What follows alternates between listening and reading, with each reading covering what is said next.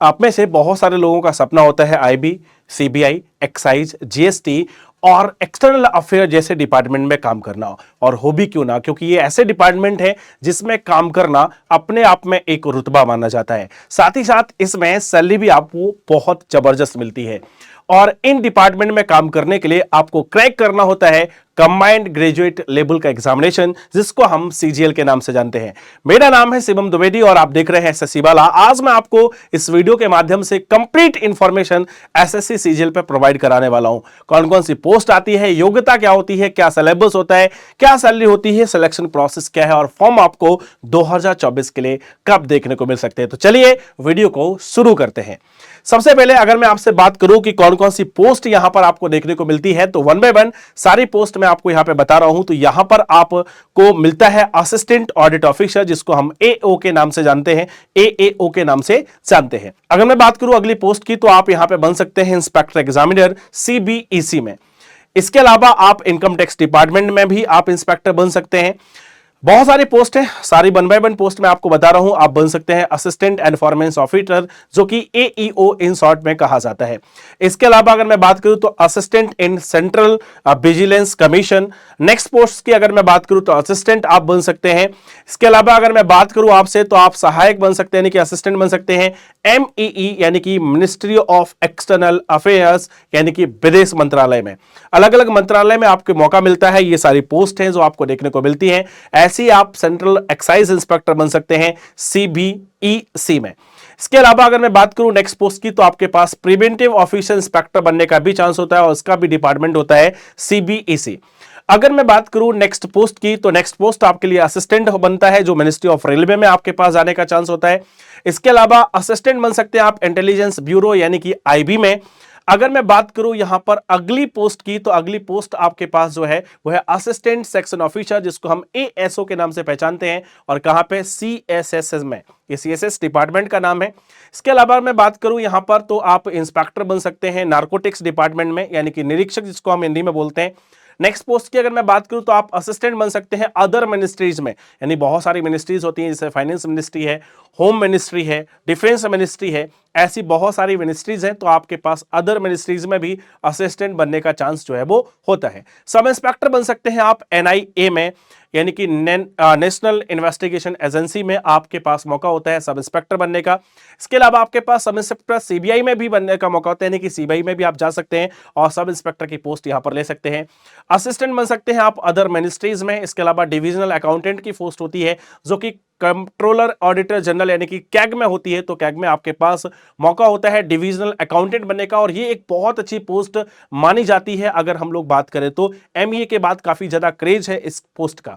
इसके अलावा अगर मैं नेक्स्ट पोस्ट की बात करूं, तो आपके पास स्टैटिकल इन्वेस्टिगेटर, यानी कि सांख्यिकीय अन्वेषक बनने का आपके पास मौका होता है। आप इंस्पेक्टर बन सकते हैं अलग अलग डिपार्टमेंट ऑफ पोस्ट में, यानी कि अलग अलग डिपार्टमेंट में। इसके अलावा आप सब इंस्पेक्टर बन सकते हैं सेंट्रल ब्यूरो ऑफ नारकोटिक्स में, यानी कि नारकोटिक्स में आप इंस्पेक्टर भी बन सकते हैं और सब इंस्पेक्टर भी बन सकते हैं। नेक्स्ट पोस्ट की अगर मैं बात करूं, तो अकाउंटेंट या जूनियर अकाउंटेंट बन सकते हैं आप, जैसे सीजी और अदर जो ऑफिस होते हैं उनमें आपके पास अकाउंटेंट या जूनियर अकाउंटेंट बनने का मौका होता है। इसके अलावा सीनियर सेक्रेटरीट असिस्टेंट आप बन सकते हैं, यानी कि वरिष्ठ सचिवालय सहायक आप बन सकते हैं।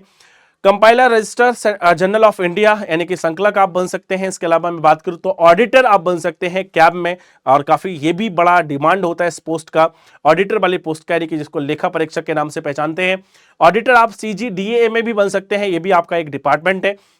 इसके अलावा अगर मैं बात करूं तो आपके पास ऑडिटर बनने का मौका होता है सीजीए में भी।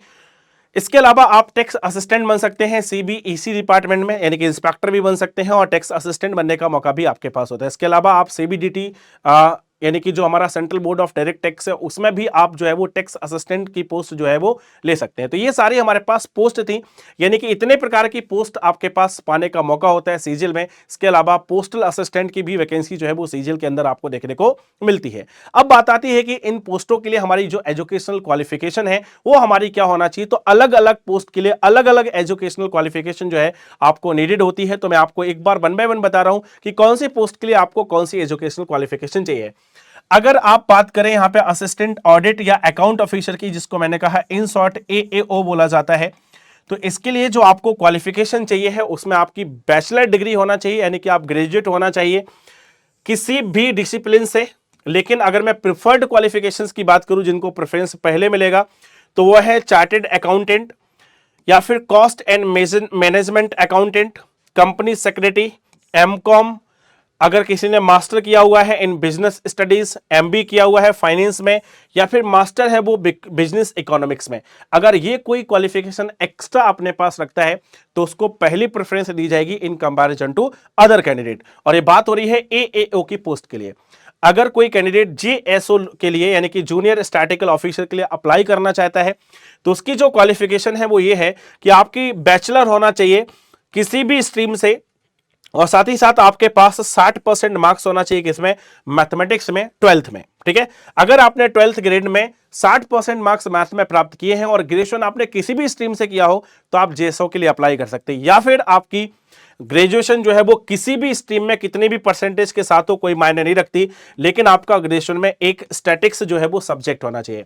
तो अगर आपका ग्रेजुएशन में स्टैटिक्स सब्जेक्ट है तो फिर इंटर में आपकी क्या परसेंटेज है कोई मायने नहीं रखेगी। लेकिन अगर आपने इंटरमीडिएट जो है वो आपने मैथमेटिक्स के साथ किया है, फिर आप ग्रेजुएशन किसी भी स्ट्रीम के साथ कर रहे हैं, तो फिर इंटरमीडिएट में मैथमेटिक्स आपका 60% कंपलसरी यहां पे बन जाता है और ऐसे कैंडिडेट जेएसओ के लिए अप्लाई कर सकते हैं।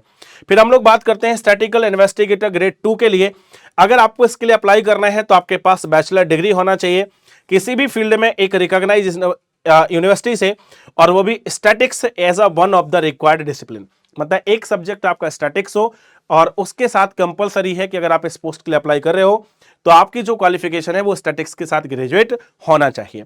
इसके अलावा मैं बात करूं अदर पोस्ट की, यानी ये जो स्पेशल पोस्ट है इनके अलावा जितनी भी मैंने आपको बताई थी पोस्ट, चाहे वो हमारा एक्साइज इंस्पेक्टर हो, चाहे कस्टम ऑफिसर हो, जीएसटी इंस्पेक्टर हो, या फिर हमारा मिनिस्ट्री ऑफ एक्सटर्नल अफेयर्स में जाने का सपना हो, आईबी में जाने का सपना हो, सीबीआई में जाने का सपना हो, डिफेंस मिनिस्ट्री में काम करने का सपना हो, फाइनेंस मिनिस्ट्री में करने का सपना हो, या फिर होम मिनिस्ट्री में काम करने का सपना हो, चाहे इंस्पेक्टर बनना हो, चाहे आपको सब इंस्पेक्टर बनना हो, चाहे असिस्टेंट बनना हो, या फिर आपको प्रिवेंटिव ऑफिसर बनना हो, या फिर आपको डिविजनल अकाउंटेंट बनना हो कैग जैसी जगह में, कोई भी हमारे पास ऐसी पोस्ट, उन सभी के लिए क्वालिफिकेशन वो सारी अदर पोस्ट के अंदर आती है। और उसके लिए नॉर्मली आपको बस ग्रेजुएट होना चाहिए, यानी कि आपके पास बैचलर डिग्री होना चाहिए, जैसे आपके पास बीए हो, बीकॉम हो, बीएससी हो, बीबीए हो, बीसीए हो और बीटेक हो।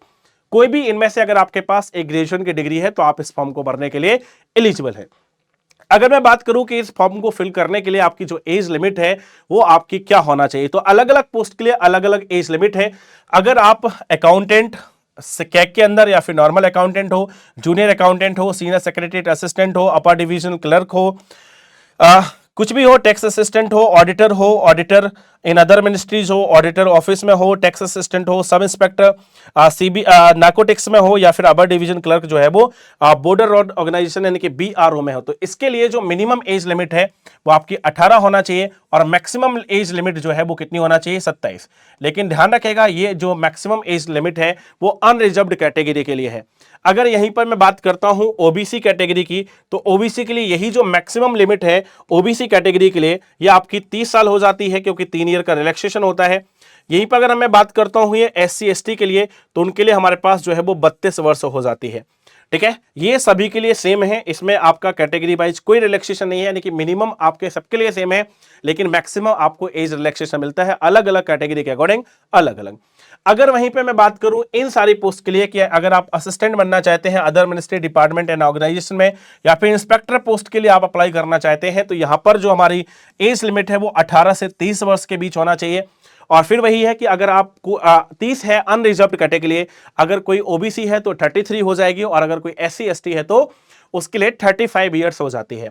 अगर आप अप्लाई कर रहे हैं असिस्टेंट सेक्शन ऑफिसर यानी कि एएसओ सेंट्रल सेक्रेटरिएट में, assistant section officer ministry of railway में, assistant other ministry department organisations में, या फिर ASO ministry of external affairs में, या फिर एएसओ एएफएचएस यानी कि एयरफोर्स हेडक्वार्टर में, या फिर सीबीआई में सब इंस्पेक्टर के लिए अगर आप अप्लाई कर रहे हैं तो मिनिमम एज जो है वो 20 होना चाहिए, जो कि सभी के लिए होगी, और मैक्सिमम एज जो है वो 30 ईयर्स होगी। ठीक है, ऐसे अगर कोई जेएसओ के लिए यानी कि जूनियर स्टैटिस्टिकल ऑफिसर के लिए अप्लाई करना चाहता है तो मिनिमम एज 18 है, और मैक्सिमम जो एज यहां पर है वो कितनी है, 32 है। अनरिजर्व्ड कैटेगरी के लिए यही ओबीसी की बात करें तो 33 हो जाएगी, और एससी एसटी के लिए बात करें तो 37 एज लिमिट यहां पर हो जाती है।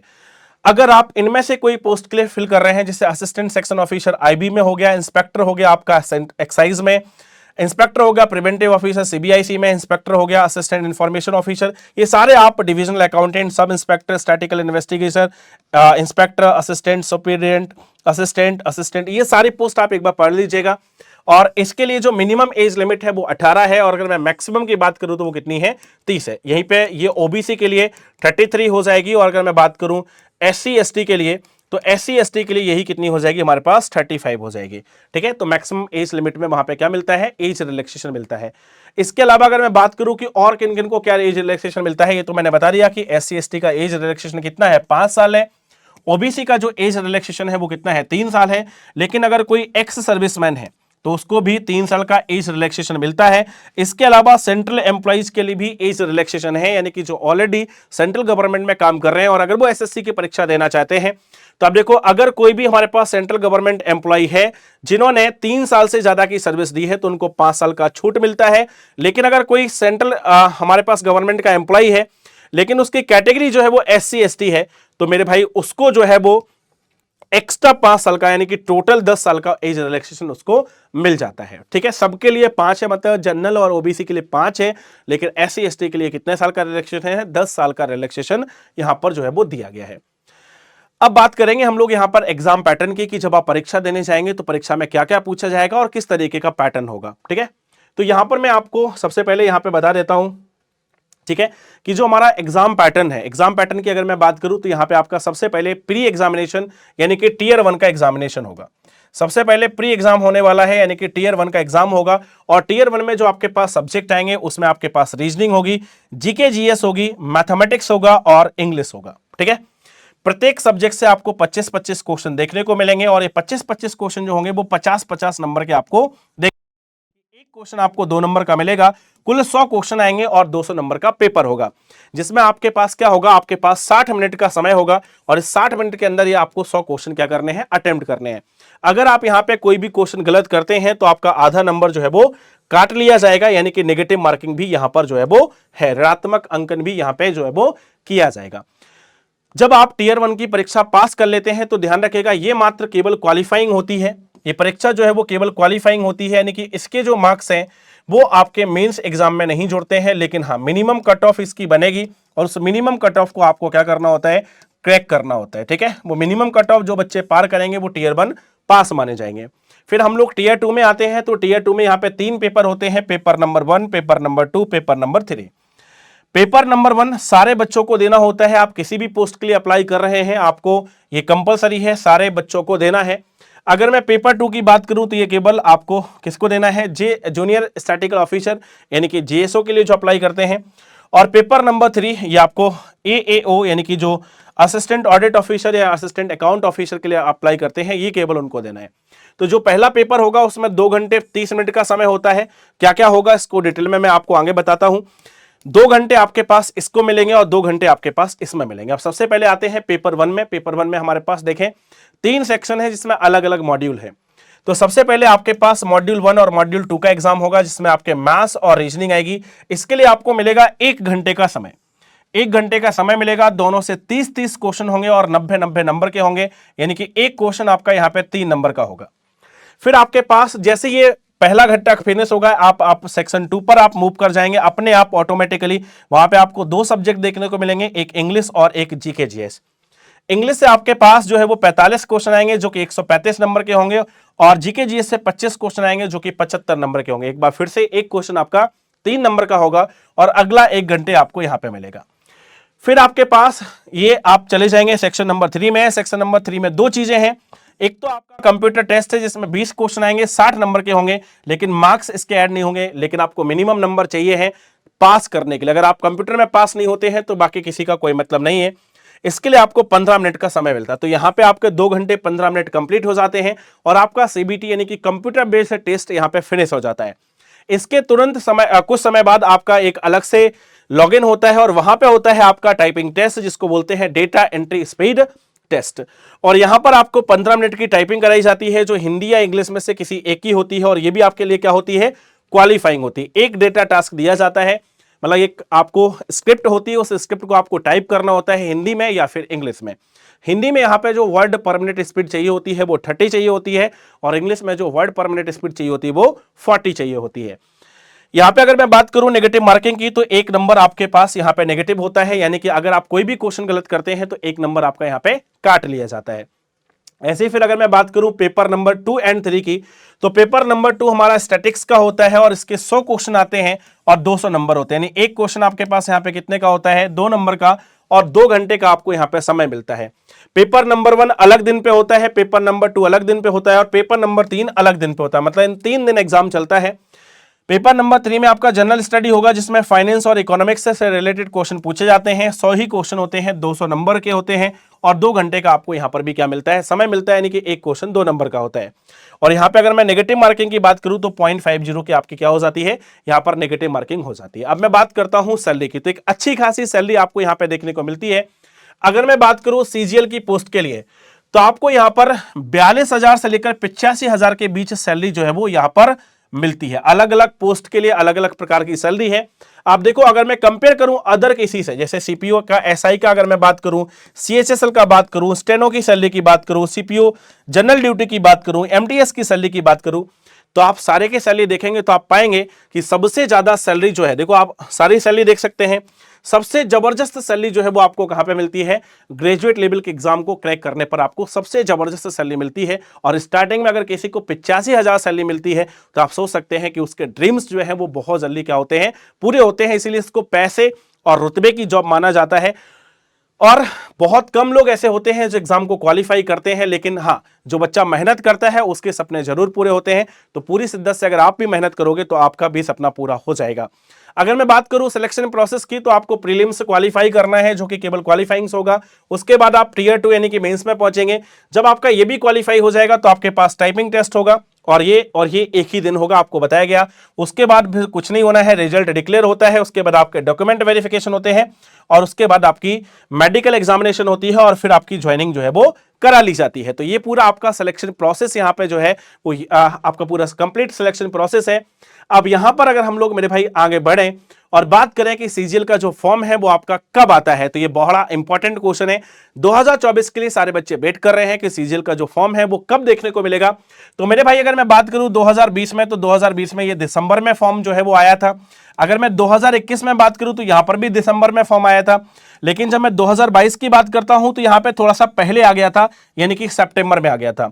वहीं अगर मैं 2023 में बात करूं तो और पहले आ गया था, जो कि अप्रैल में आया था, क्योंकि यहां से आपका एग्जाम पैटर्न चेंज हुआ था और नए पैटर्न पे ही यहां पे हुआ है, और उसी पैटर्न पे आपका 2024 में भी होगा। तो आप देखें, अगर मैं एक्सपेक्टेड की बात करूं तो एक्सपेक्टेशन तो यही है कि अप्रैल से पहले यहां पे आ जाएगा, या अप्रैल तक आ जाएगा। तो उम्मीद है कि मार्च से अप्रैल के बीच इसका जो नोटिफिकेशन है वो आपको देखने को मिल जाएगा।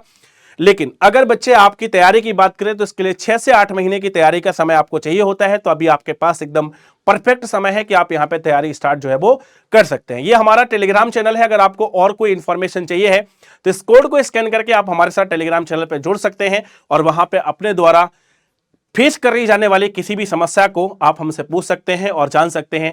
ऐसी और तमाम इंफॉर्मेशन आपको इस टेलीग्राम चैनल पर मिलती रहती है, तो इसको लिंक से जरूर ज्वाइन कर लीजिएगा। इसके बाद बस हम लोग अगली वीडियो में मिलेंगे अगली इंफॉर्मेशन के साथ। अगर कोई भी क्वेश्चन आपका यहां पे रह गया हो तो उस क्वेश्चन को आपको कमेंट बॉक्स में जरूर कमेंट करना है, जिससे आपको हमारी टीम रिप्लाई कर पाए। इस वीडियो में फिलहाल इतना ही, मिलते हैं अगले वीडियो में। तब तक के लिए अपना ख्याल रखिए, हंसते रहिए, मुस्कुराते रहिए और मेहनत के साथ पढ़ते रहिए। जय हिंद, लव यू ऑल।